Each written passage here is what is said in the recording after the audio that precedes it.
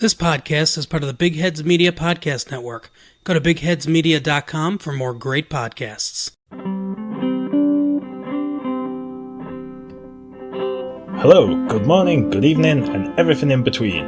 Welcome to Cooking with Grief, the online show and tell where your intrepid hosts scour the internet for fascinating facts and delightful tidbits to expand your minds. My name is Chris, and as usual, I'm joined by my co-host Chris, who this week is going to have to wait a little bit longer for his cue, because as unusual, we're also joined by a very special guest. From across the equator, in the land where summer is winter and down is up, but east and west remain the same. A land with thousands of years of history, but is mostly now known as Middle Earth. It's 50% of the Waffles and Mario Talk About Things podcast. It's Waffles! Hey! Hello, Waffles. Thank you for inviting me onto the show. Although if it does make it easy for the listener, I could legally change my name to Chris as well, just for continuity. So I'm just putting that out. That would help people. I think maybe two is enough. I think if we're going to get a third person, we do need a second name. Alright, so Waffles, change your name to Chris. Chris, you're going to have to change your name to Waffles. And we'll keep the two Chris's. Or a similar sort of, breakfast good. Yeah. Some sort of pancakes. Name. Yeah. Ooh, gentacular. Ooh. Meaning pertaining to breakfast. I think I'd go by brioche. I think that's got a nice... Ooh. Yeah. Very nice. A nice breakfasty ring to it. Nice French sophistication. Ooh la la. Oui. So, weird small talk out the way. I mean, I think we're all friends here. We're all fine, I guess. I mean, pipe up if you're not. So just as I said, pipe up if you're not. My computer decided to beep with a little notification there. So my computer's letting me know it's not. I mean, we've known that for a long time. Sorry about that. How the show works. So normally there's two of us. This time there's three of us, but it's broadly the same. Each week we find an interesting fact or story or fascinating tidbits. Something, it could either be about history, it could be about science, it could just be an interesting news story, something that we think will blow the other person's mind, and then we share it also with you, the audience. So I think what we'll do is we'll go to Chris for our first of three topics. Over to you, Chris. Okay, so for my topic, I'll start off with a question, as I often do. Gentlemen, we're all friends here, like Chris said in the intro. Chris, I've known you for half my life. Waffles, upwards of 10 minutes now, so I feel like I can ask a fairly personal question, but, there are no wrong answers here. How would each of you try and engender a sexy mood, maybe after a date that's gone particularly well? How do you turn on the magic? I think I'd do a mating dance of some kind. Yeah, and what would that mating dance look like? Possibly the Running Man by MC Hammer. It's a tried and tested. Which ironically is called Can't Touch This, so... Well, when you do it, it won't touch this. Careful, just describing it might get a couple of the listeners aroused. So. We're going to have to put the explicit rating on this episode. Oh, yeah. How about you, Waffles? How do you woo the object of your desires? Candles and soft jazz. Oh, nice. Okay, not like hard experimental jazz. You start them off with a greatest hits of Miles Davis or something. Yeah, you start them off. You got to ease them into it, and good things take time, and so just you got to set the ambiance, and then you just do the sex. Just the subtle yawn and arm reaches over. And, the old arm trick. Nice. Yep, but then you're actually sort of quite tired because you've had a long day, and then you just end up canoodling on the couch all night, and nice and romantic stuff. I think that was a question that could have got sort of pretty toxic pretty quick, but I think everyone dealt with it in equally respectful, but lame ways. There's a reason I'm single. Yeah. Well, go on then. Have you got any? Any tips? Any from a tips, yeah. pro?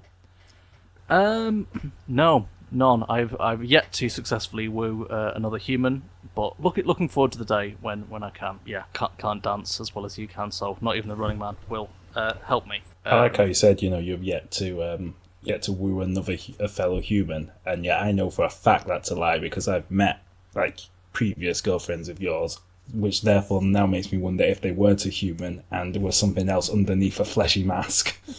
I mean, aren't we all on some level? like a horrific reverse Scooby-Doo villain. It's a person on the outside and you tear the mask off and it's an actual ghoul. Yeah, I'm looking to fall in love with the local school janitor, but it keeps being a sexy woman underneath. No, not again! I would have gotten away with it too if it weren't for you sexy ghouls. Yeah, I don't know. I don't know how that worked. It's like dissecting a frog, in that no one laughs and the frog dies. Okay, on to the topic. After our respective romantic failings. In 2019, there was a problem in New Zealand. Well, I mean, there were probably many, but I'm going to talk about one specific one. And that was the dangerously low number of kakapos being hatched. Now, Waffles, I assume you are much more familiar with the kakapo. Would you like to describe it for our listeners? To be brief, it is a big, chonky land bird. It's sort of green and it honks. Oh, nice. They are. I like that it's both chonky and honks. I mean, that is a winning combination. There is a great bit of documentary footage of a filmmaker trying to get a shot of them, but the kakapo tries to mate with his head. Oh, yeah, that was on the Stephen Fry documentary, I think. Yes. Yeah. And so there's probably a reason that they're endangered. But I've been following there's a Twitter feed that was from the conservation site, and they were just updating on all the kakapo facts. And has it ever won Bird of the Year? I know that's a big thing. Well, I don't know if it's a big thing, if it's an actual big thing, but from Twitter it seems like some huge thing in New Zealand. Yeah, I saw the controversy last year with the bat. Oof, it was gripping to watch. What, see, a bat won Bird of the Year? That doesn't seem right. No. But this is the thing, right? Is that New Zealand, because we're a little island nation, we are devoid of mammals. The only two mammals that we have is bats and seals, right? And so, but of the bats, there's only two of them. And so there's heaps of birds, right? We are just chock full of birds in New Zealand. You can't throw a rock in New Zealand without hitting a bird. But the bats, and so the secret thing about Bird of the Year is actually it's secretly to raise awareness for conservation and funding. And so often the bird that wins will, get a massive uptick in donations to help with their conservation and preservation. And so the bats had an issue because they were also endangered and, they're very, very vulnerable species, but they just could not get the press. And so it was decided that the peka would, enter the Bird of the Year competition and sort of strum up a bit of controversy that would then go towards awareness and, actually sort of help fund conservation projects for it. I don't think anybody was expecting it to win, but because it was an outsider and New Zealanders love to back an outsider, we just think, we're just going to just, annoy everybody internationally and declare the peka as Bird of the Year. And I am so proud of it. That the fact that New Zealand is such a little country that even if you grow up a bat, you too could win Bird of the Year in New Zealand. It is huge. They will interview, political candidates who are running for prime minister or running for office, and they'll be like, oh, what do you think about taxes and schools and all this sort of stuff, and it'll come up of, who are you voting for Bird of the Year? And it is so controversial that sometimes they're like, oh no, I don't want to say, because if I say it might sway it, and then I might get accused of political tampering. It is huge in New Zealand. I'm glad it's as big a deal as Twitter, because obviously Twitter's its own universe, and sometimes things that seem big on Twitter aren't. So I'm very glad to know that it is as big in real life in New Zealand as it is on a weird number of mutual, on our Twitter thing, mutual New Zealand and Australian followers. I guess speaking English helps, I say. So it's great. I'm very, very pleased to know that it's as big as it seems. That it's on the news. Caught the... Oh, nice.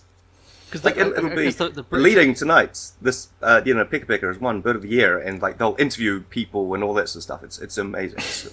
The Batman must have done well. Good. Oh yes, he's great. He's a cool guy, and he was like behind the campaign. Like he was really pushing for it, and he was like milking it for weeks. He was like international. Like he was getting like fielding calls from all over the seas, like America, like CNN, I think, interviewed him. He was doing stuff in, I think, Chinese newspapers were interviewing him. Like Australia was getting him done. The UK, you guys were interviewing him. Like it was probably a span like 48, 72 hours or whatever. He was just like fielding, all of these questions and stuff like that from all over the planet, pretty much. So he was really milking it and able to, go all about the conservation and ecology and really sort of pressing home that message, which is just amazing. That was so much more information about the so many things than I was expecting from that. But my topic is not about Bird of the Year.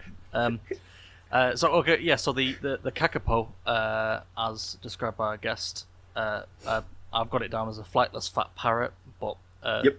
The only alpine parrot on the planet. Great facts. You've got way more facts than I do. But okay, back to how to put on a sexy mood. I forgot that.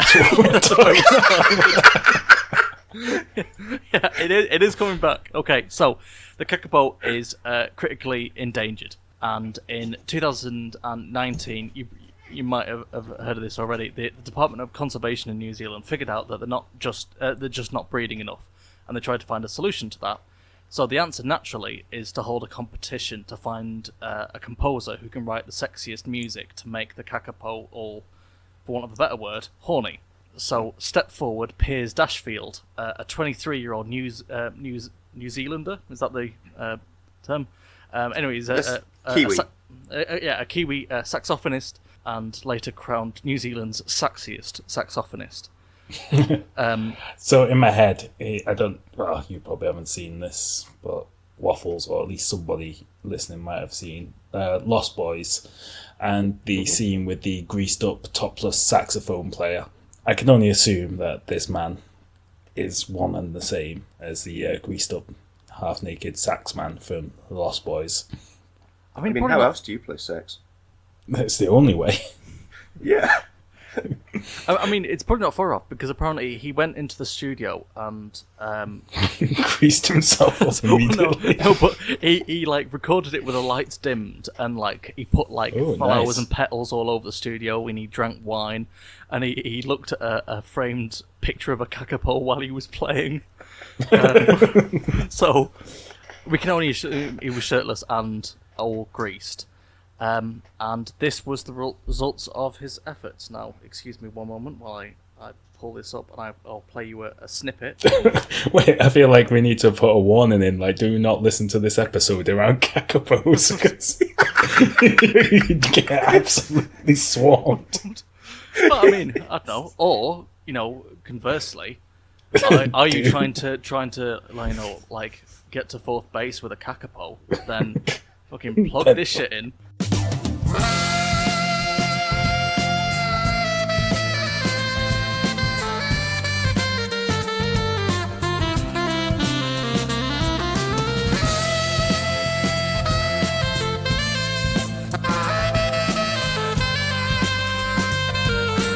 Oh yeah.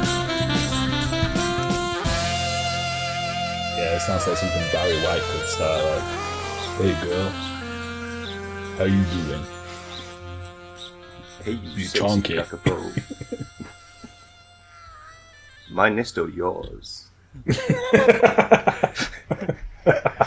See, the thing is, I think we can all agree that even for humans, that's pretty sexy music. I mean, Pretty you were sexy, talking yeah. about, like playing light jazz. I mean, that goes hard for light jazz. That does, yeah. And you know, I think for my next date, it's going to be, hey, babe, want to come back to my place and make like kakapos? sort of not moving very much, like rotund, Yes. Lots of critically honking. endangered. Yeah. Yep. So that is the winning result from the Kakapo boning encouragement competition. I mean, I'm kind of thinking for, when this episode goes out and we have to think of a title, maybe we can just really try and like skew the Google, search engine optimization and just call it like Horny Birds in your area. We'll have a lot of disappointed. Yeah, we'll have a lot of disappointed listeners, but we'll get some regardless new ones. of whatever we title it. Let's be honest. So they played it to kakapos in enclosures during mating season in a sort of conservation zoos, and whether because of the sort of sexy sculptural saxophone riffs or just because of public pressure at that point, it seems to have been a success. That mating season, 25 new kakapo hatched, which was at least more than in previous years. But when you say public pressure, that was yeah, all of New Zealand. We all get behind the kakapo and like, come on, mate, you can do it. I was going to say, can you peer pressure a parrot into having sex? Like, is that? Oh yeah, we're all just outside the zoos chanting, breed, breed, breed, breed. I mean, that is the subtext for most nightclubs. It's I feel similarly sort of sympathetic for the giant panda. All the world is invested in them breeding, and then obviously their ovulation's tracked and everything like that, and then you finally get on with another panda, and then there's a bunch of scientists looking through the glass, making notes, and you think, some people are into voyeurism. I don't know if I, as a panda, would be. Well, you know my feelings on giant pandas. Sexy. Let them go. Well, if a creature needs that much help to breed, that much help, yeah, then you know what, they've had their chance. If they weren't cute, which admittedly they are adorable, that's like basically their only evolutionary advantage at this stage, is they are so adorable, everyone wants them to survive. I've said before, if you had a lizard that like only ate one food that was in a very small area and didn't breed, and like you see those videos of pandas just falling off things all the time, you're just like, how do you go about your day? If there was a lizard that was that bad, everyone would just be like, fuck it, it's had its time. I don't know if fuck it is the right phrase.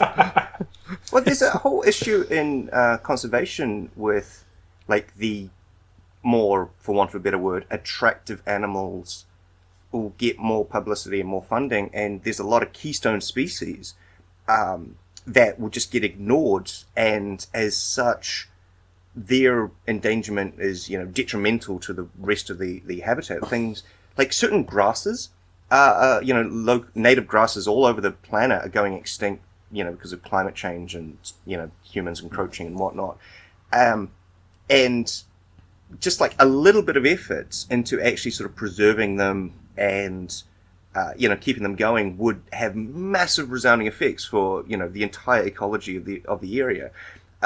But a grass isn't sexy. Pandas are sexy, and so all the funding goes towards keeping the pandas alive.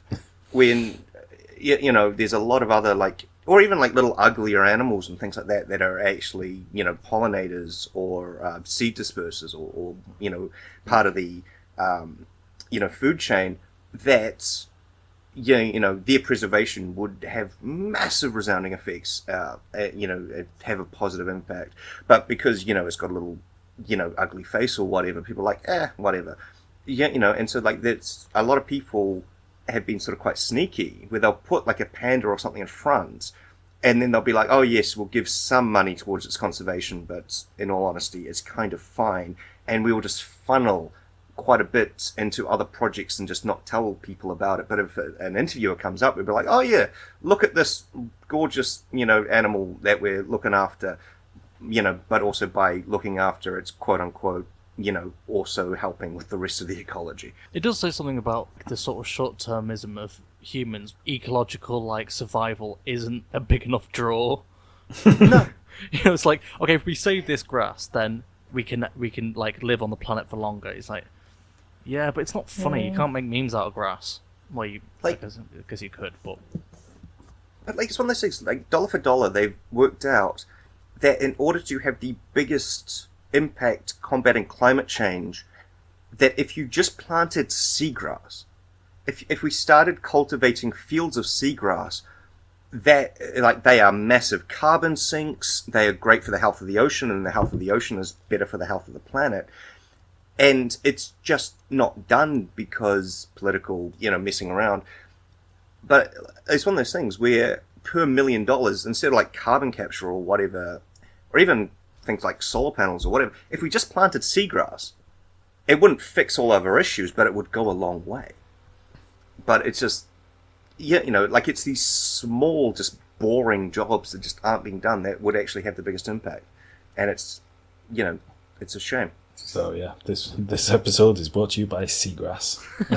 Yeah. Let's plant Go some. plant some seagrass right now. We'll plant some. Yeah, go on. doesn't matter where you are. You could be in a shopping centre, just fling it at a passing stranger.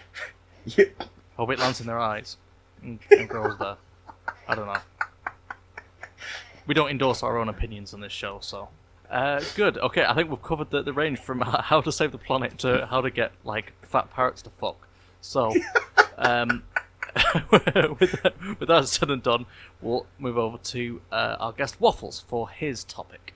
I won't break with tradition, and I will also start with a question. What is the strangest hill that you are willing to die on? I genuinely believe that cereal is better when you put the milk in first. Oh, All right.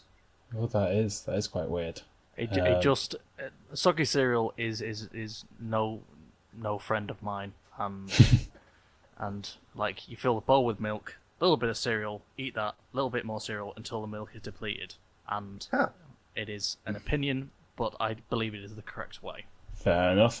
Mine's not really. It's not that weird, but I am weirdly passionate about the fact that Deep Impact is the much superior meteorite film compared to Armageddon in just every way. Armageddon, if people think of like an asteroid hitting Earth, they always refer to Armageddon, and I will fight anybody who thinks that Armageddon is a better film of that genre than Deep Impact. I mean, Deep Impact, see, here we go, I'm getting on the soapbox straight away, but I mean, Deep Impact has President Morgan Freeman. There you go. That was like some of the best casting of film history. Like, I feel like everybody is just prepared for Morgan Freeman to be president. Like, He'll always be a narrator of Penguins. Yeah, that too. Presidential. No, people allowed one role to define them. I'm going to tell you about probably one of the most important hills in New Zealand history. Oh. And surprisingly, it's not in New Zealand. It's in Turkey. It's a hill. But that's a curveball already. It is, yes. It's a hill called Chunuk Bair. And because in about 3 days from when we're recording this, on the 25th, it will be Anzac Day in New Zealand and Australia, which is the day that we remember our troops, especially our troops in Gallipoli, which was a failed campaign in World War One in order to take Constantinople and knock the Turks out of the war. And from start to finish, it was not good. And war, already, I want to make a controversial stand, I don't think war is good at all. As always, Cooking with Grief will take the positions that other podcasts won't dare. Yeah, ironically, the smallest hills that we're willing to stand on and have a picnic and be like, yeah, war is broadly bad. Yeah, but this campaign in particular was absolutely brutal. It was hilly terrain, and the landings first, thanks to your mate Winston Churchill, landed in the wrong place. I was going to say that I'm sure Winston Churchill had some not very glorious involvement in all this, didn't he? He was the admiral or some position. He was some naval thing. He was in charge of it. He was like, no, we've got to go for Turkey. But the planning was bad. They landed on the wrong beach, or undersupplied, undermanned, and pretty much left out to dry. And so on April 25th, 1915 were the Gallipoli landings, but we're not going to talk about that. We're going to talk about the Maori Battalion. Now, for a bit of context, the New Zealand, land wars ended in about 1860s, 1870s. So this is only about 40 years ago from when our story takes place, which was this massive conflict between the New Zealand Maori and the Pākehā, which just a fancy way of saying white people. And so New Zealand, so the Pākehā Maori relations were kind of frayed, and Maori were seen, unfortunately, by, a lot of colonial people as second-class citizens. And so when the war comes around, the Maori want to prove themselves. They want to fight. They come from this traditional warrior, background. Their history is seeped in war and fighting and conflict. It's very important for them. It's how they gain mana, which is the closest translation is sort of dignity and respect. And so, there's this big, massive war. They want to go and prove themselves. And eventually they're called up. And so there is about 16 officers and 461 Maori soldiers who aren't initially sent to Gallipoli. Instead, they're sent to Malta to begin with. And so they're kind of pissed off because they wanted to fight, and in Malta, they're just training and, digging latrines and things like that. Just a question, a quick one. Yes. Sorry, I just wanted to ask, were the officers Maori, or was it like, oh, that's good. I was going to say, because I know Britain had a thing during World War One where they had black troops from like Africa and the Caribbean, but by white officers. White officers. No. And stuff. Maori Although you could have black Maori officers, captains. but they had to be not too black. That was the rule. Yeah. No, there's Maori captains, and I'm going to tell you about one of them. Oh, cool. And, so this is the first sort of major conflict that Maori are involved in outside of New Zealand. And so the Gallipoli campaign was meant to be short and quick and over soon, just knock the Turks out, take the Dardanelles, take Constantinople, and, pretty much inflict a massive blow to the Ottoman Empire. This doesn't happen. Naturally, the Turks aren't big fans of people, trying to take their land, as, anyone would. So the Turks in this story aren't the bad guys. War is hell, good and bad people on all sides. So so the Turks aren't, they might have been the enemy, but they're not bad. Mm-hmm. So any Turkish listeners, love you. Yeah, New Zealand and Turkey have, last I checked, actually quite decent relationship. We often, for Anzac Day, will send people over to Gallipoli Cove, and we'll do dawn services and things like that. So I don't know what our relationship with Turkey is politically, but I know, people to people, we're all cool with the Turks. If you're Turkish listening to this, I love you, you're amazing. In July, the Maori, it's gotten bad enough that the Maori are sent to Gallipoli. They do what a lot of people are doing, digging trenches, building up fortifications, just generally, existing in this hellscape. But then in August, this is where our story is going to pick up. So on August the 6th is the beginning of the big push, that this is where the colonial troops, which is made up of New Zealand contingency, Australian contingency, which is where the Anzac comes from. That's the Australia-New Zealand Anzac, the Australian-New Zealand Army Corps, which is Anzac. Okay. And so there's also Indian troops there as well as a couple of British troops from England. I think there was a couple of Irish, Welsh, and maybe some Scots. The whole team. The whole team. So it's a big group effort. So this is one of these, massive team efforts.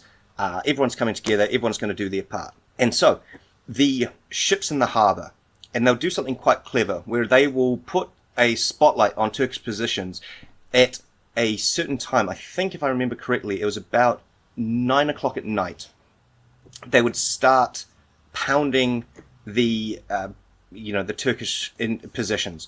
And for about half an hour, they would just fire off shells. And then they would turn the spotlight off and leave. And so the night comes, the ships in the harbour are pounding the positions, so they've been doing this for about 2 weeks beforehand. And then they're pretty confident that after all this shelling, the Turks aren't going to be there anymore. They would have either died or run away. And so, under cover of night, no bullets in guns, right? Just bayonets. They send the Maori in, right? And so they have to cut through barbed wire and attack the Turkish entrenched positions. Couldn't they have given them some bullets? I guess plan A was stab everyone. I feel like let's give them some bullets just in case. They want this to be a surprise attack, right?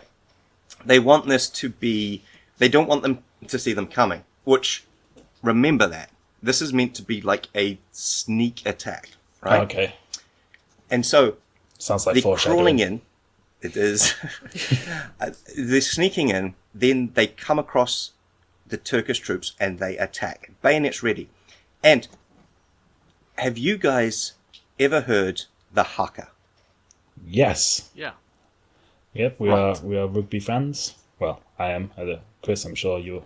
I mean, we played enough rugby at school to... That's what I mean, but Yeah, I assume you were a fan.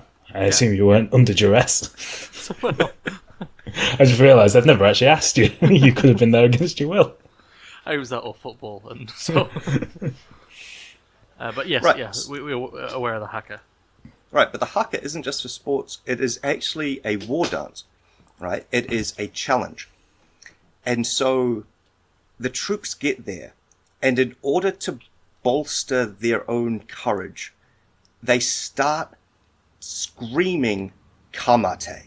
And so the Maori that were there, they started off as one division, but then they split them up and sort of put troops with the other. So there's some with the Wellington Mounted Rifles, there's some with the Auckland Mounted Rifles, a few with the Canterbury Division, quite a few of them with Otago. And so all these divisions moving at once. So they come and they're, fighting, bayonet to bayonet. And, all throughout the hills, there is this report of just hearing, kamote, kamote, kora, kora, resounding all over Gallipoli this night. And it works. It scares the Turks. I mean, it would scare the shit out of me if you're just in the dark and then you start hearing that just across all the hills. I'd be like, right. And then there's a shirtless Greece guy playing saxophone just to top it off, and you're like, oh fuck, they mean business. Right.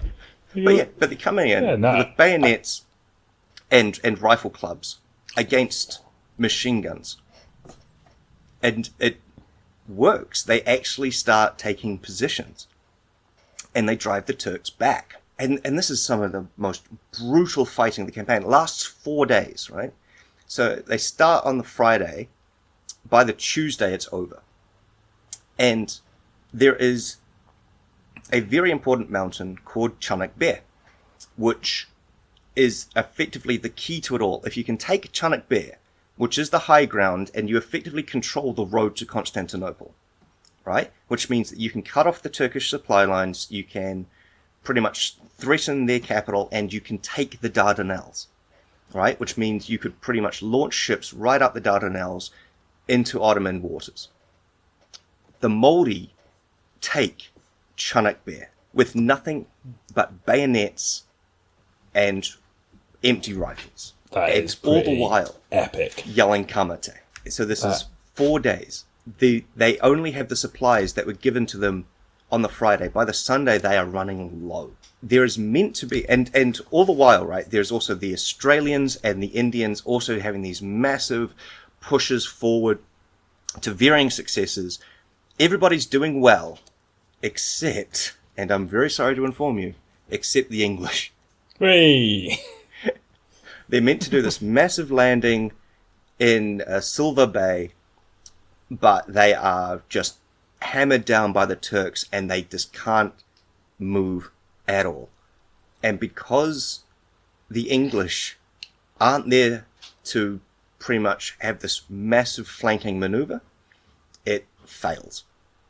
So the Maori have to give up Chunuk Bair to a few other British. I think it's, if I remember off the top of my head, it was like a Welsh contingency and another group from England, and they hold it for the night. And then the Turks have a massive counterattack, and it all just goes belly up. The Turks retake Chunuk Bair, and that is effectively the end of the Gallipoli campaign.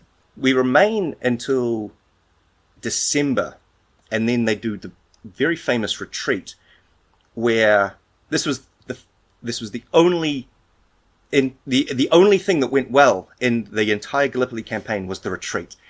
Was under was very deceptive because it made it look like they were still landing troops, but for every, say, 100 troops that they landed, 200 would disembark.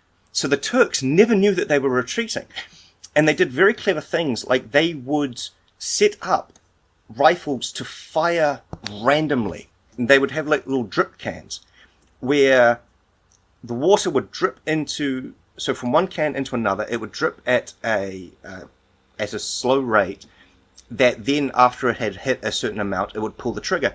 And so they set up all of these empty guns that still made it look like they were firing on the Turkish position, even though the numbers were sort of just dwindling. And at any point, if the Turks had ever realized that we were retreating, they would have had this massive counterattack, and it would have been a slaughter.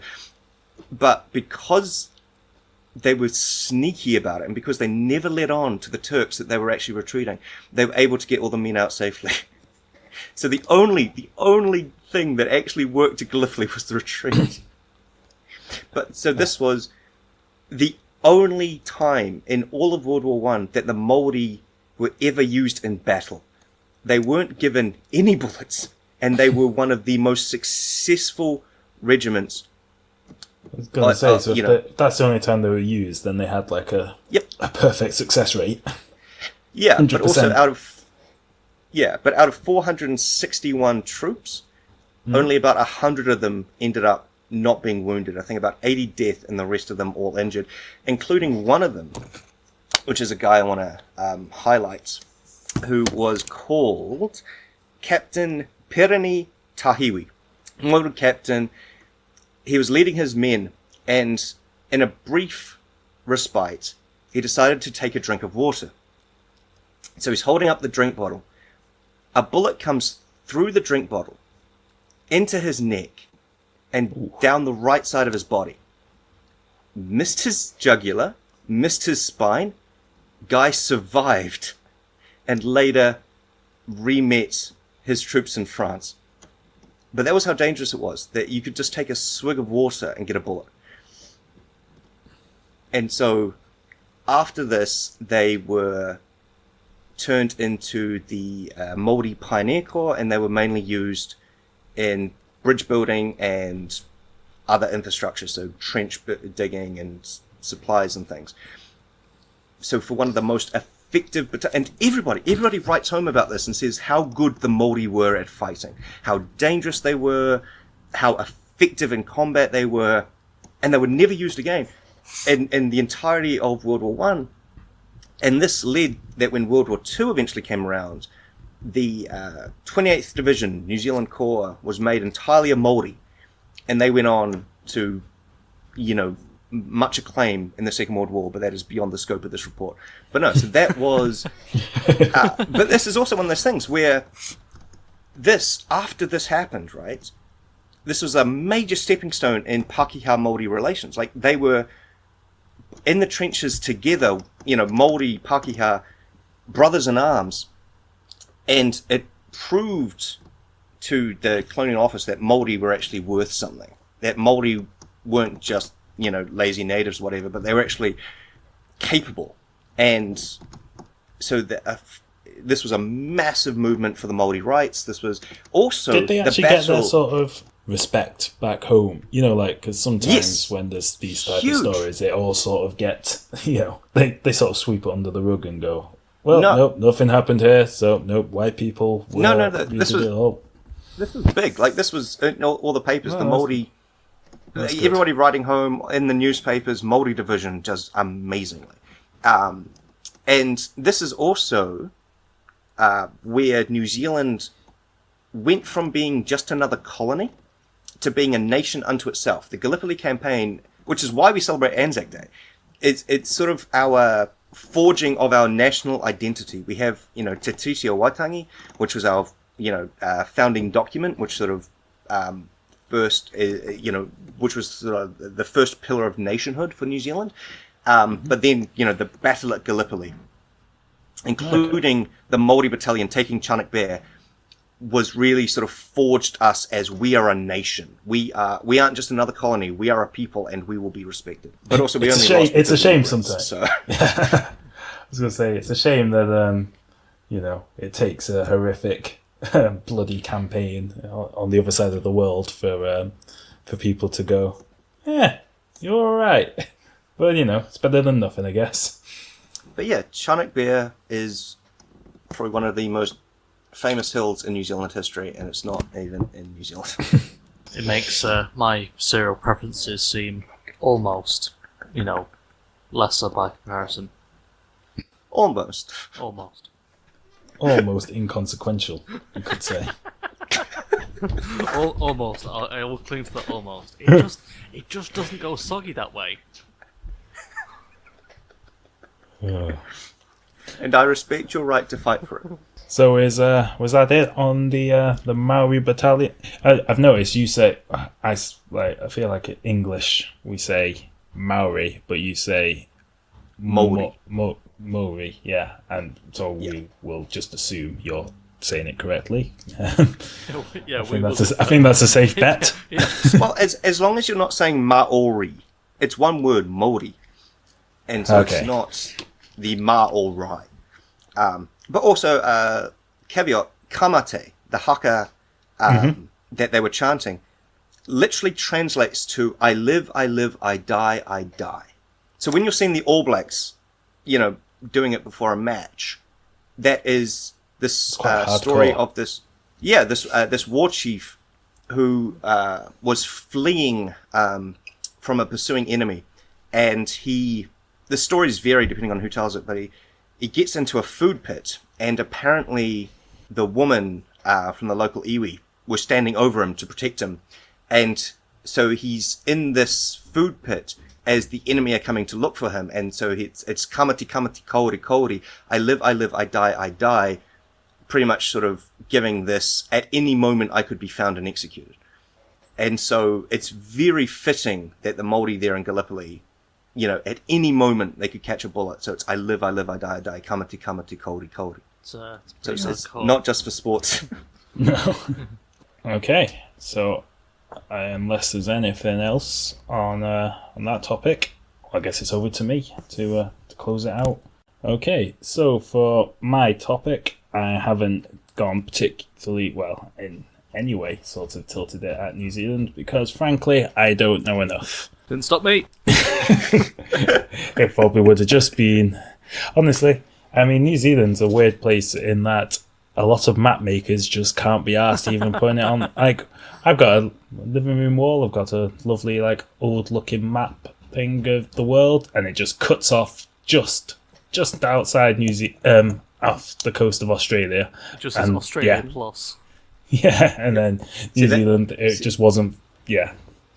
See, that's why we like it. You can't invade what's not there. That's true. So, no.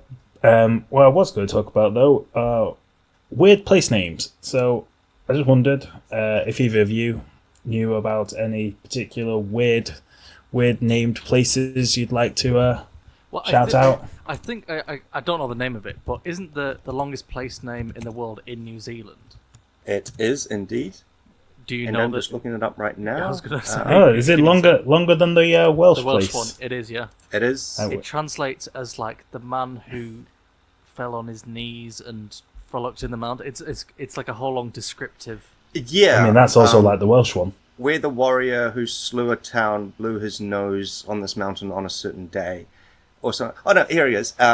So, it is known as Tau mata whaka tangati hanga koa tua o tamatawa turu pūkaka piki maunga horo nuku pōkai whenua ki tau nao tahu, which translates to English as the place where Tamatea, the man with the big knees who slid, climbed, and swallowed mountains, known as Land Eater, played his flute to his loved ones.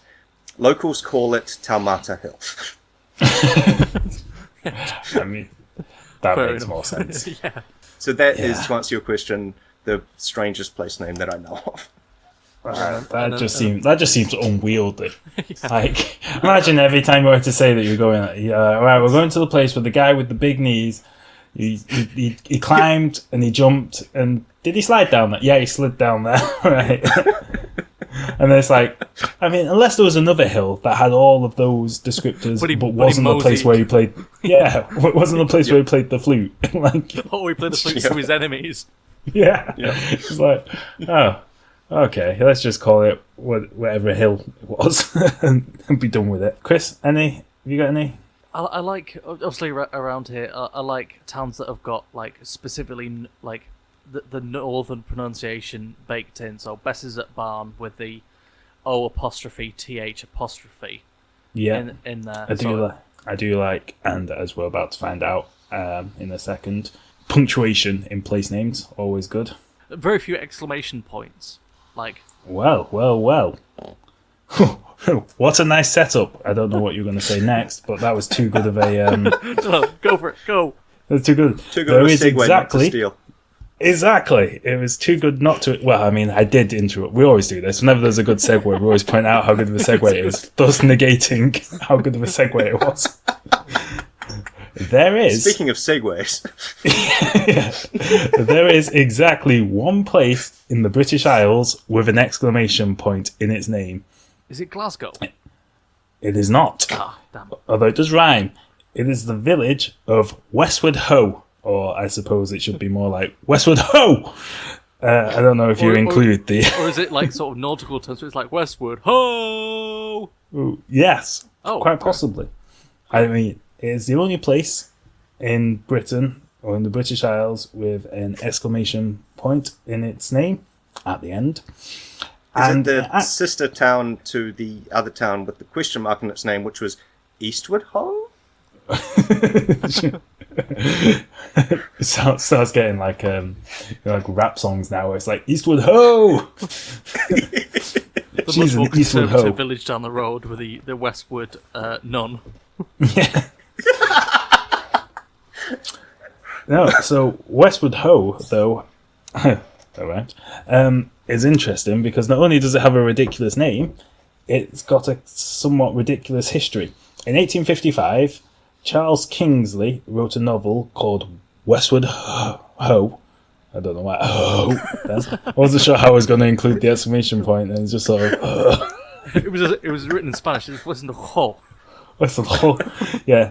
They wrote a book called Westward Ho, including the exclamation point. So in 1855, which was a book about a guy who goes in the Elizabethan time, becomes a privateer and sails around the Americas fighting the Spanish. Was that the sequel to the acclaimed Chinese work, Journey to the West? I don't know. I'm going to say no. But the crossover is there was still a monkey in both novels. Yes. So this book came out in 1855 and apparently must have been very popular. And part of it was set in a village of Bideford. Bideford. I think. Bideford. Is that right? Do you know that? Yeah. Oh, nice. I'm pleased to learn that even you English can't pronounce English place names. Leicester. Yeah, there's loads of weird places down south that just they have. I did actually learn about this. There was a good video, Map Men on YouTube. They do a video about why English place names, a lot of the pronunciations make no sense, and it's all because people invade.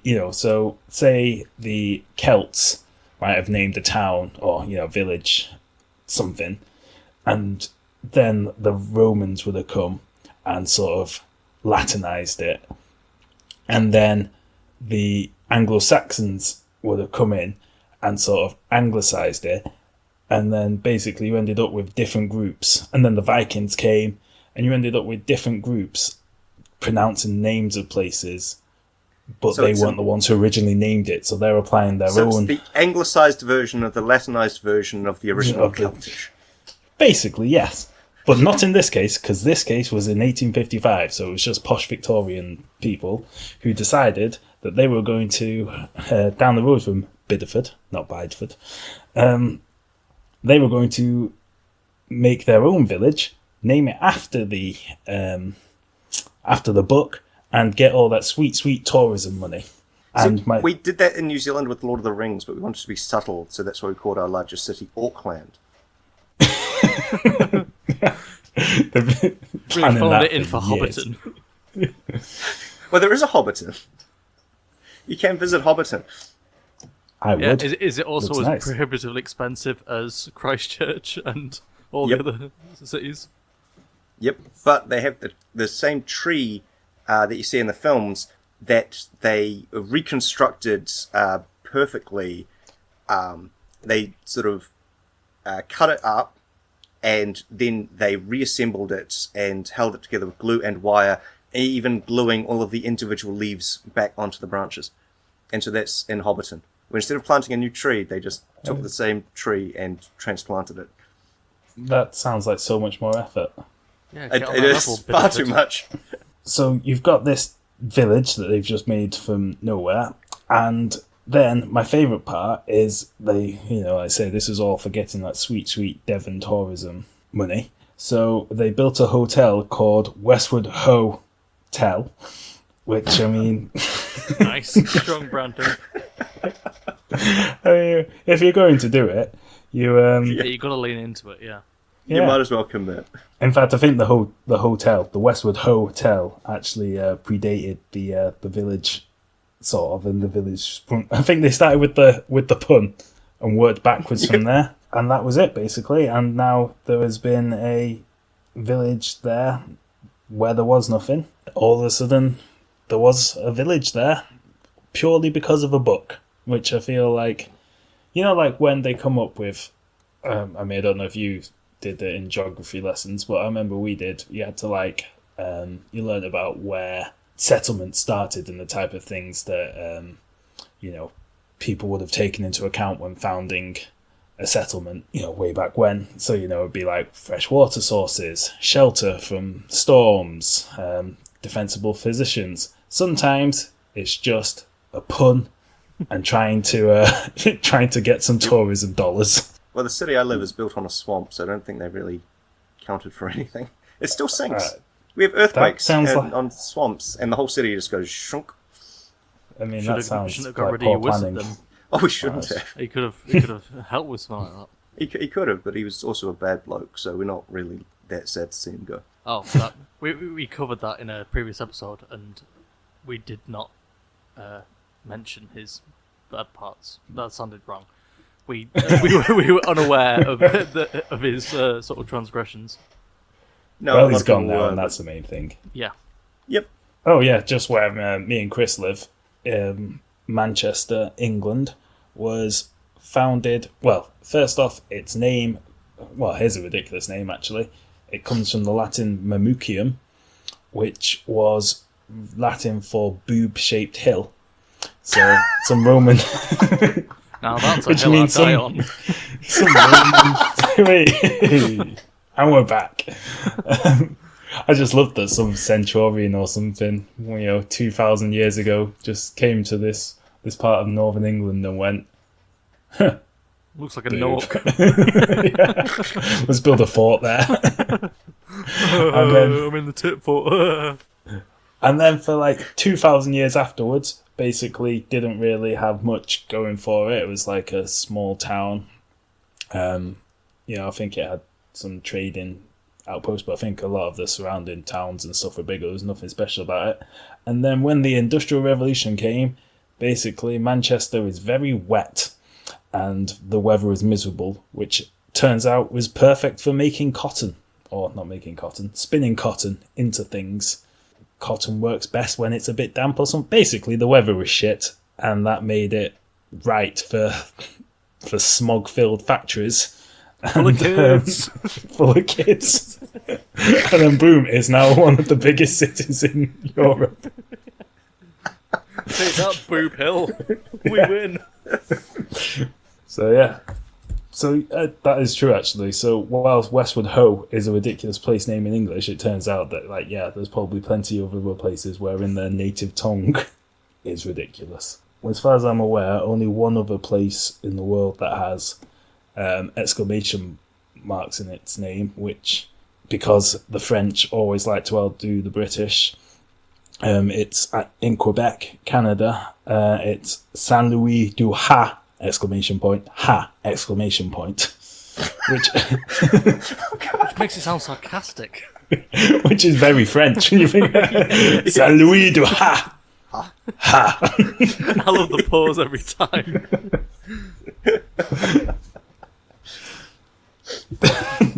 So yeah, that's my ridiculous place names. Oh, actually, one more. Not too far from here. Well, further north, up in the Lake District, northwest England. In Cumbria, there's a place called Cockermouth, which is nicknamed by people in the area as Knob in the Gob. People are great. Oh, I gotta love it. That's all I got for now. Quite a mouthful. Whee! We'll head out to... I said that a bit Canadian then. Head out. Head out to the outro. To the outro. Ho! And that brings us to the end of this, 3-part episode. More bang for your buck. I mean, don't say we don't give you anything for free. We give you everything for free. No one has accused of us of overcharging people. It is always free at the point of use. Exactly. It's like the NHS, which for Americans is like healthcare you can have if you're not rich. For now. We won't. For now, yeah. Cooking with for people the will be next, for the next few privatised months. No, I want to say a big thank you to Waffles for spending his precious time with us. Have you had a good time, Waffles? It has been a genuine pleasure. Excellent.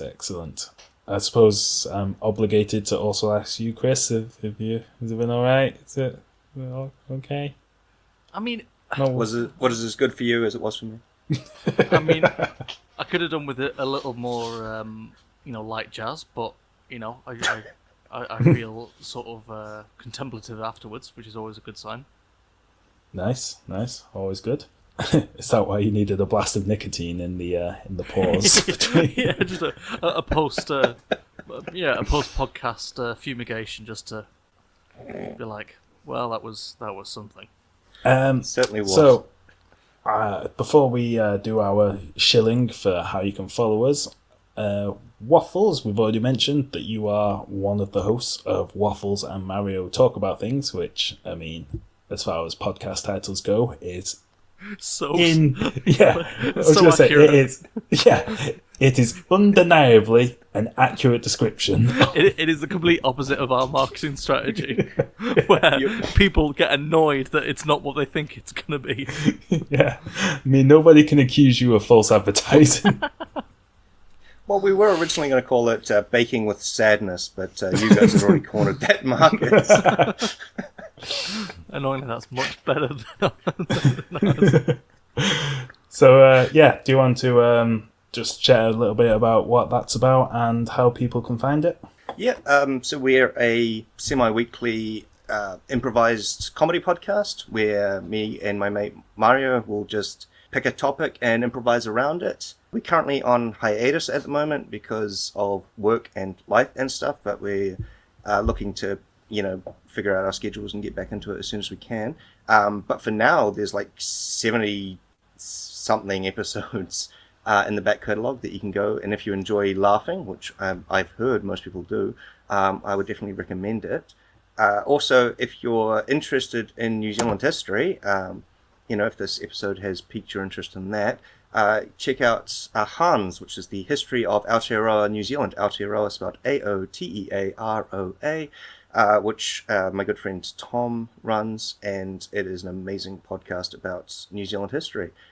So also shout out to fellow Kiwi podcaster there. Very nice. And if people want to follow you or your podcast on Twitter or any other, we only use Twitter, but anywhere else you want to... Waffles and Mario on Instagram or Waffles_Mario on Twitter.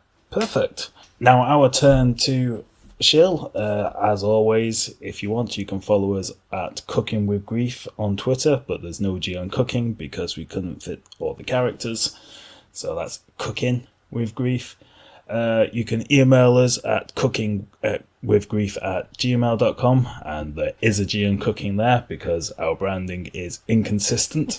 And you can also find us on YouTube, and obviously download us anywhere you get podcasts from: iTunes, Spotify, Stitcher, and whatnot. So yeah, if you've enjoyed the episode, please give us a like, give us a follow, give us a review on iTunes. Make sure you check out Waffles and Mario, or just Waffles if you like. Just go there. Nah, we won't. Yeah, we won't Mario's not yet proved himself. Yeah. You can download it, but like, is it recorded in like split audio, so you could just wear one headphone and just get your side of the improvised comedy? Oh yeah. All right, great. Yeah, then just go. Which left. is, I'm the funny one, so. See, that's where we're going wrong. We didn't get the funny one. Just two straight guys, just two Leslie Nielsen's. It doesn't work. It's just people not telling jokes and not reacting. Yeah, so I said, yeah, a bit loud then. Yeah, I think that's everything. Again, thank you very much for coming on the show. Thank you for having me. And this episode has been literally about a year in the making. For those who don't know, Time zones are a bitch. Yeah. Yeah, it's been hard enough. We had to go on hiatus ourselves for the last few months until, well, obviously we've been recording now for a good 4 weeks maybe in a row. Yeah. I can't remember. But yeah, we went on a hiatus for about 5 months or so, just because we couldn't manage to line up our own schedules, and we live half an hour away from each other, and we weren't able to. So yeah, trying to get it when you're 13 hours difference is it's been tricky. Yeah, but podcast I'm glad is we finally hard. got there. It is, and we give it away for free, like chumps. So, but yeah, no, I'm glad we finally got around to doing this. It's been a lot of fun. Yeah, And definitely. informative. We always learn You sound more. When, surprised. I was. Yeah, At least to our level of. Yeah, when we get guests, I'm thinking, I'm learning so much. This is how it should be, and then I don't change. Yeah, so See, I was afraid I wasn't giving guys enough information. well, you can shake a stick at. Oh yeah, Or we could do a hacker app. Oh yeah. Just as a general life advice: don't do the hacker at information. It doesn't take kindly. You can do it at Aragorn, though. He got one at the end of the filming. Yeah. Did they? Yeah, or the Maori actors who played the Uruk-hai did a hacker for him. Ah, well, that's nice. Yeah. Maybe it wasn't a hacker. I think if it was I assume it was broadly positive and not shouting. Hackers can be positive. It's to increase mana. Like they have massive cultural significance, and they're kind of about establishing hierarchy and establishing dominance, especially because often whoever's land it's on will do the haka to outsiders as sort of a warning of, hey, you're in our land, we will fight you if we have to, but also now that's over and done with, let's bake bread and be friends. And so it's often a don't you mess around with us, because we're big and scary and loud, but now that we've established that, let's go eat and get drunk and forge alliances.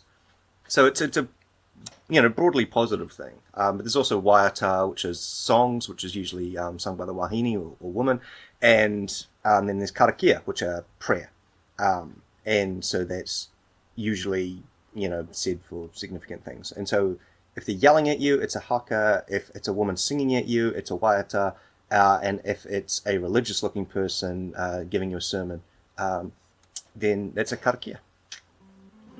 Well, there you go. See, we're still learning even in the outro. Yeah. If it's a white guy going, all right, then you're in England. That's a podcast. And I think that's the perfect quip to say goodbye. So, goodbye, everyone. Goodbye. Bye. Kia kaha.